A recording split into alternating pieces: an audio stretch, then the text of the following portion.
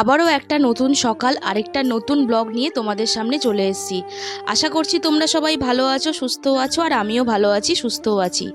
আর একদম সকালবেলা ঘুম থেকে উঠে, যেহেতু আজকে শনিবার আর কাজের চাপটাও একটু আজকে কম, মানে রান্না বান্নার চাপটা অনেকটা কম। আর আমি কালকের ব্লগটা আজকে তোমাদের সাথে শেয়ার করছি। আর এখন সকালবেলা ঘুম থেকে উঠে বাসি কাপড় টাপড় ছেড়ে চলে এসেছি সোজা বিছনাটা পরিষ্কার করতে। আর ছেলে ঘুম থেকে উঠে বেশ কিছুটা কাজ এগিয়ে দিয়েছে, বিছনাটা কিছুটা বালিশ টালিশগুলো গুছিয়ে দিয়েছে। আমি তার মধ্যে একটু ঠিকঠাক করে দিয়ে চাদরটা একটু পরিষ্কার করে দিয়ে তারপরে বাকি কাজগুলো সারবো। আর ছেলেকে এমনই এখন একটা অভ্যাস করিয়েছি না, যে যখনই ঘুম থেকে উঠবি তখনই অন্তত বালিশগুলো সেট করে রাখবি, যাতে কেউ যেন বাইরের কেউ এসে দেখে না বলে ইস এখনও ঘরের বিছনাটা ওঠেনি। অবশ্য আমি বেশি একটা লেট করি না, আমি অনেকটা তাড়াতাড়ি সব কিছু করার চেষ্টা করি, কিন্তু কোনো দিন না একটু লেট হয়েই যায় সমস্ত কাজ সেরে তারপরে বিছানা বালিশে হাত দিতে।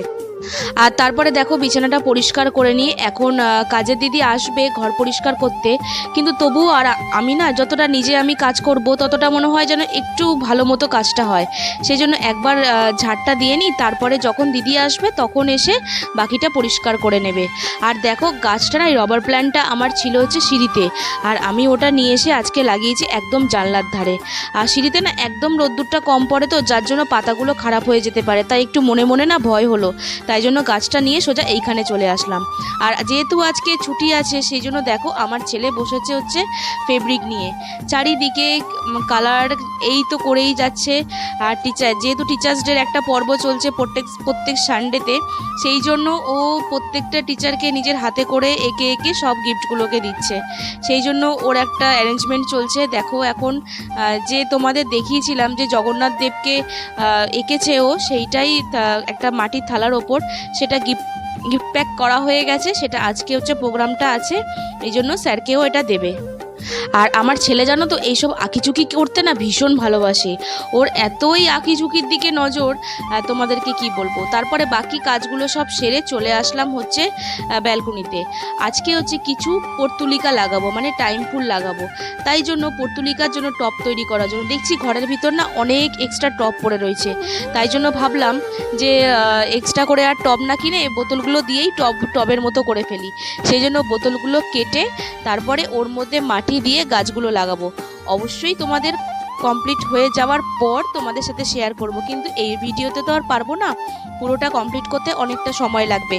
নেক্সট ভিডিওতে তোমাদেরকে ওইটা আমি শেয়ার করব যে কিভাবে আমি টবগুলো সব সেট করেছি।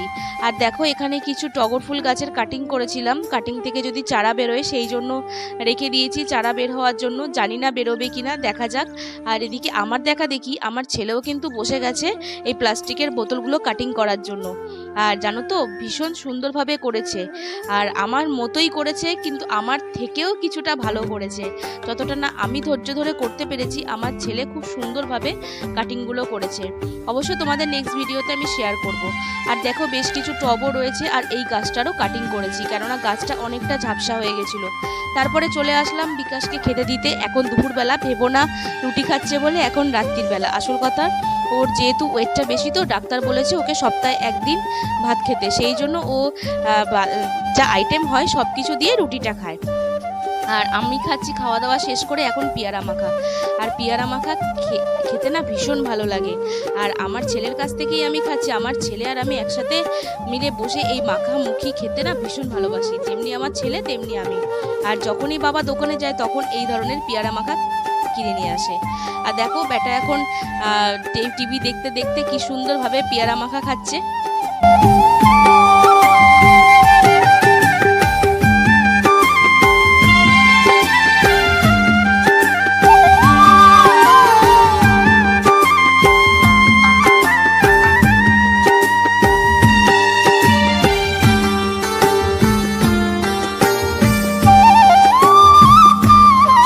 তো এখন হচ্ছে সন্ধেবেলা, সবাইকে জানাই গুড ইভিনিং। সন্ধেবেলা একটু স্ন্যাক্স না হলে মনটা ঠিক ভালো লাগে না, তাই জন্য চলে এসেছি হচ্ছে চপের দোকানে। আর আমাদের এখানে হুগলি মোড়ে এই চপের দোকানটা ভীষণ নাম আছে, কিন্তু তোমরা যারা আমার ভিডিওটা এই হুগলি থেকে দেখছো তারা কিন্তু অবশ্যই জানবে এই চপের দোকানটার কথা। আর সেই জন্য আমরা সময় নষ্ট না করে হাজব্যান্ড ওয়াইফ চলে এসেছি এইখানে চপ খেতে। আর আমার তো ভীষণ ভালো লাগে। চলো একবার তোমাদের জায়গাটা দেখিয়ে দিই, তাহলে তোমাদের চিনতে সুবিধা হবে। তো বন্ধুরা, আজকের মতো ভিডিওটা আমি এখানেই শেষ করলাম। ভিডিওটা যদি ভালো লেগে থাকে অবশ্যই চ্যানেলটা সাবস্ক্রাইব করে দিও, আর ভিডিওগুলো কিন্তু লাইক করতে কমেন্ট করতে কিন্তু ভুলো না। তো আবার দেখা হবে তোমাদের সাথে নতুন কোনো ভিডিওতে। চলো তোমরা ভালো থেকো, সুস্থ থেকো।